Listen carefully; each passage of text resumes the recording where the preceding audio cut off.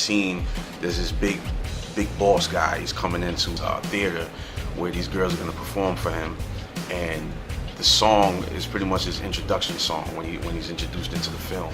Zach and Warner really wanted to capture what that character was about in the song, you know what I mean, in his theme song, and that's pretty much the concept of the song. The concept is just this big, boisterous, big shot, Big Willie, you know, I'm the man in town, you know what I mean? I got her lighting my cigarette, I got him pouring me a drink, you know what I mean? He's like the big boss, and that was the idea of the song, was to convey this big boss persona. The Suckerpunch experience was crazy because we got to fly out to LA.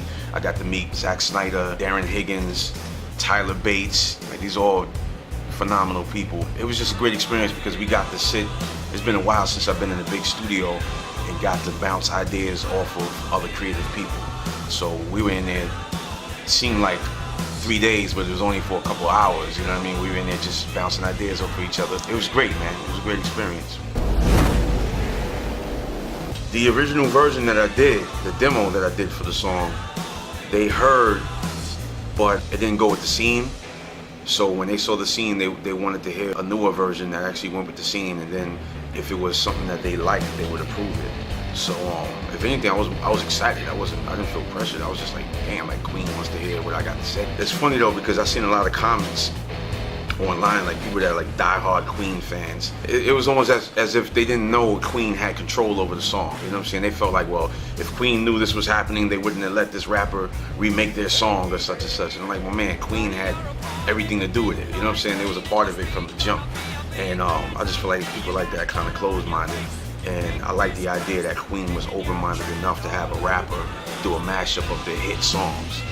You know what I mean? And I was excited to hear the feedback. I just wanted to hear if they liked it, if they didn't like it. And each version that we sent to them, they were loving. You know what I mean? Then we completed the full song. It was like, they gave the thumbs up. Yeah, we was jumping for joy, B. Zach is ill. He's pretty much like how I want to be in the industry. Like, he's just this creative individual. And he came in for about 15 minutes.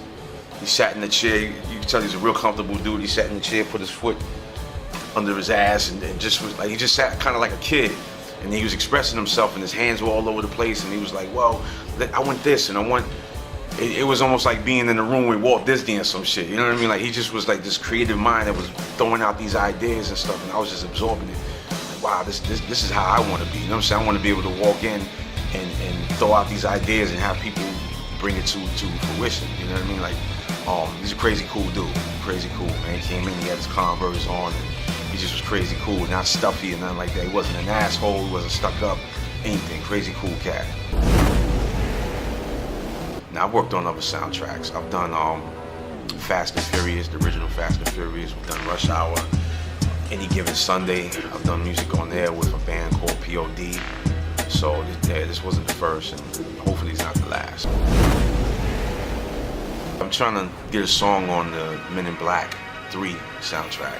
They travel back in time in the film to like 1969, and my thing is trying to find a popular song from that time, or just a vibe from that time, and create a song, a hip-hop song that combines, you know, the now and then, and encompass everything that they're trying to convey in the movie. You know what I mean?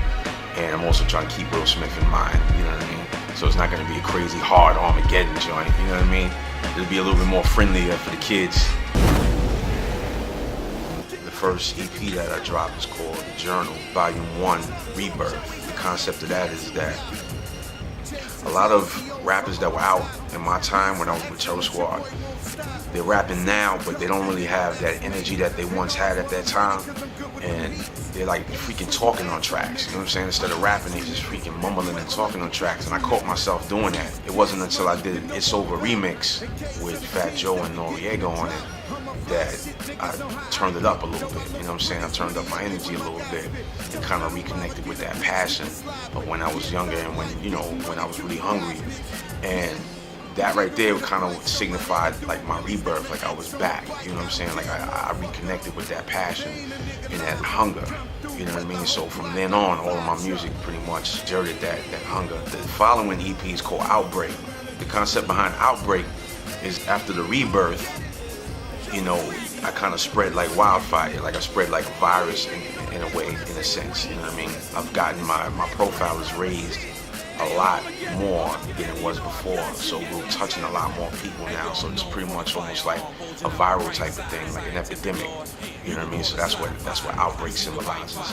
And then the following one is going to be chaos, and what usually happens when an outbreak goes, you know, chaos, you know, people are going crazy, you know what I mean? And after chaos, we got famine. So there's a whole collection of EPs and albums that I'm working on within the next couple of years that, you know, will unfold and tell a story. I've grown a lot working on the Suckerpunch thing, man. It's opened my eyes to a lot of things. Before it was just, you know, let's make music and sell music. Like, that's the hustle, right? We gotta make music and sell music, sell CDs. And this just reminded me and opened my eyes to that there are other avenues, you know what I'm saying? You don't always have to make a song, put it on a CD and sell the CD, or put it online and sell it online. You know what I mean? Like, you can get your music out in other ways. You can get it into film, you can get it into television, you can get it into fucking elevators if you want. You know what I'm saying? You just gotta find other mediums of how to get your music out. And it pretty much opened my mind and regenerated me. You know what I mean? Like, now I'm ready to see where we can go with the music and where we can go with film. And I'm looking to combine film and music. I'm shooting videos. I'm writing treatments. I usually write all my own treatments, but I'm writing treatments for other artists now. And we're working on doing videos that are more like films, like movies. And using those as part of our resume to get into the film industry, to step it up a little bit further. So yeah, it definitely opened my mind to a lot of things.